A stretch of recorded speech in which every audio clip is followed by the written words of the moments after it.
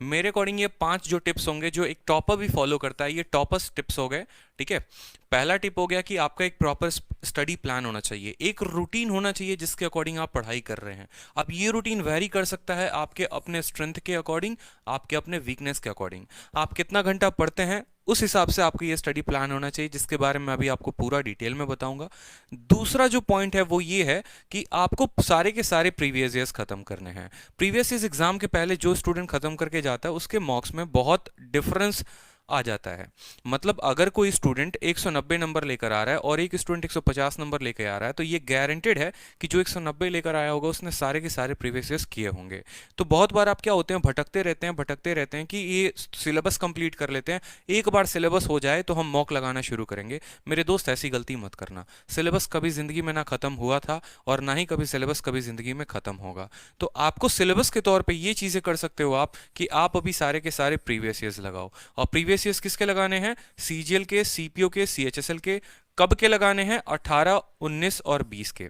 सिर्फ किस किस सब्जेक्ट के? तो रीजनिंग के, मैथ्स के, इंग्लिश के। मैंने जीएस के क्यों नहीं लिखा? क्योंकि जीएस के जो होते हैं वो करंट अफेयर्स जो होते हैं वो आउटडेटेड हो जाते हैं, तो वो पढ़ना आपका बेकार होगा। ठीक है, और स्टैटिक भी बदलते रहता है, कभी पेपर का ट्रेंड कुछ और रहता है, कभी कुछ और रहता है। बात करते हैं तीसरा पॉइंट की, तो तीसरा पॉइंट जो हो गया वो हमारा हो गया मॉक। मॉक में हमें क्या करना है? हमें डेली एक मॉक देना है। आज से कसम खा लो, ठीक है, कि 60 दिन बचे हैं, 90 दिन बचे हैं, डेली एक मॉक तो लगाएंगे ही लगाएंगे। ठीक है, और इसकी एक डिटेल एनालिसिस आपको करनी है। मेरे इतने नंबर्स आने के पीछे का एक रीजन हमेशा रहा है कि मैंने प्री के पेपर्स के पहले 1000 कम से कम मॉक लगाए थे। किसी भी कंपनी का मैंने मॉक नहीं छोड़ा था, चाहे वो एसएससी ट्यूब हो, टेक्स्ट बुक हो, ठीक है, केडी कैंपस हो। तो इतने ज्यादा मॉक लगाए थे मैंने अपने प्रिपरेशन के टाइम पे। तो आपको भी डेली के डेली एक मॉक लगाना ही लगाना है। ठीक है, फोर्थ पॉइंट की बात करते हैं, तो आपका एक डायरी ऑफ मिस्टेक्स होना चाहिए। अब ये डायरी ऑफ मिस्टेक्स है क्या, इसके बारे में मैं वीडियो में आपको आगे और डिटेल में समझाऊंगा। और फिफ्थ पॉइंट जो है वो है गोल्डन, सबसे इंपॉर्टेंट, ठीक है, जो किसी भी एग्जाम की तैयारी कर रहे बच्चे के लिए इंपॉर्टेंट होता है, वो है आपका मल्टीपल रिविजन। ठीक है, रिविजन क्या करना है वो भी हम आगे देखेंगे।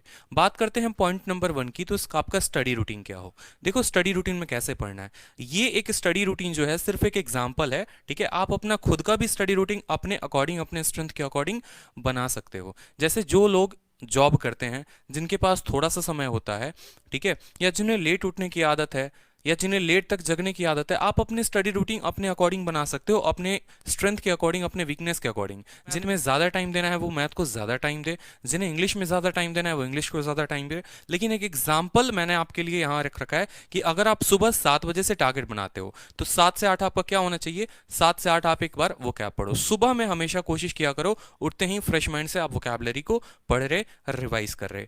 टारगेट बना लो कि 1000 vocab, 1000 idiom, 1000 one word substitution आपके पेपर्स के लिए मोस्ट इंपॉर्टेंट, मोस्ट रिपीटेड, वो रिवाइज हो जाए एक बार।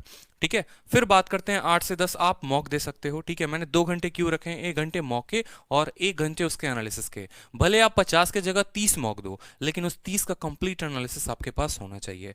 ठीक है, बार बार हर वीडियो में हर टॉपर, चाहे वो एसएससी का हो, आईबीपीएस का हो, रेलवे का हो, एक ही बात कहता है कि मॉक से ज्यादा फोकस हमने किसके ऊपर क्या रखा है? हमने उसके एनालिसिस के ऊपर फोकस कर रखा है। बट आपको आदत होती है कि आप मॉक देते हो और एनालिसिस कभी नहीं करते, तो ये मिस्टेक मेरे दोस्त कभी लाइफ में अपने मत करना। ठीक है, तीसरा जो है वो इंपॉर्टेंट है करंट अफेयर। अब करंट अफेयर कहां से पढ़ेंगे, ठीक है, और कितनी देर पढ़ेंगे, कितने महीने का पढ़ेंगे, वो भी मैंने वीडियो के एंड में बताया हुआ है, तो आप जरूर देखना। ठीक है, बात करते हैं 11 से 1 मैंने जो जनरल रखा हुआ है, ठीक है, वो रखा है कि ग्रामर। ठीक है, सुबह में मैंने इंग्लिश को इसलिए रखा क्योंकि सुबह फ्रेश माइंड होता है, याद करने वाली चीजों को आप अक्सर सुबह में रखा करो। ठीक है, ग्रामर, अब ये आप अपने नोट से भी कवर कर सकते हो या आप किसी बुक से कवर कर सकते हो। ठीक है, ग्रामर के जितने इंपॉर्टेंट एरर्स वाले पॉइंट हो गए, क्योंकि ये आपको सेंटेंस इंप्रूवमेंट में, फिलर्स में और बाकी सभी जगह में आपकी हेल्प करेंगे। बात करते हैं 1 से 3, तो अभी यहाँ 2 घंटे ही मैथ्स को रखा है और बाद में भी मैंने मैथ्स को रखा है। मैथ्स में आपका टारगेट होना चाहिए कि एक बार जल्दी से पूरी की पूरी किताब खत्म कर ले, चाहे आप राकेश यादव की किताब खत्म कर रहे हैं या आप किरण की किताब खत्म कर रहे हैं। एक बार जल्दी से सिलेबस को कंप्लीट करेंगे ताकि आपको उतना टाइम मिल पाएगा रिवीजन के लिए और मॉक के लिए। और 3 से 5 आपको क्या करना है? 3 से 5 आपको रेस्ट करना है। ठीक है, थोड़ा सा माइंड को आप रेस्ट दो। इस रेस्ट टाइम में आप कुछ भी कर सकते हैं, आप अपने हाउस होल्ड काम भी कर सकते हैं। ठीक है, 5 से 7 आपको जीए पढ़ना है। जीए मतलब जनरल अवेयरनेस होता है, जिसमें जीके और जीएस दोनों आ जाता है। इसमें आप अपना सब्जेक्ट वाइज आप टारगेट ले सकते हैं कि देखो अभी 60 दिन बचे हुए हैं, एक बार पॉलिटी खत्म करते हैं, फिर हिस्ट्री खत्म करते हैं, ज्योग्राफी खत्म करते हैं, सिर्फ इंपॉर्टेंट पॉइंट जो आपने हाईलाइट किए थे, पूरा सब्जेक्ट मत पढ़ना, ठीक है। बात करते हैं 7 से 8, तो उस टाइम पे आप रीजनिंग के कुछ इंपॉर्टेंट पॉइंट्स कर सकते हो। देखो ये जो 60 डेज टारगेट है ना, ये सिलेबस कंप्लीट करने के लिए नहीं है, ये सिर्फ आपका रिवीजन के लिए है। जिनके मॉक में अच्छे नंबर आ रहे हैं उनके 30-40 नंबर और कैसे बढ़ जाएं, उसके ऊपर ये पूरी की पूरी वीडियो है, ठीक है। दूसरी बात हो गई कि 8 से 11 आप क्या करो, तो उसमें आप कोई रिवीजन रख लो कि जो आपने थ्रू आउट द डे पढ़ा आप उसको रिवाइज करो, आपने मॉक को एक बार फिर से देखना है, अपने वोकैबलरी को फिर से देखना है, करंट अफेयर को देखना है। इसके अलावा आप अपना कुछ भी पर्सनल टाइम यहाँ रख सकते हो, ठीक है, या आप अपना कोई टारगेट रख सकते हो यहाँ पर कि मेरी इंग्लिश कमजोर है, थोड़ा 1 घंटे में इंग्लिश को और यहाँ पर दे दूंगा, ठीक है।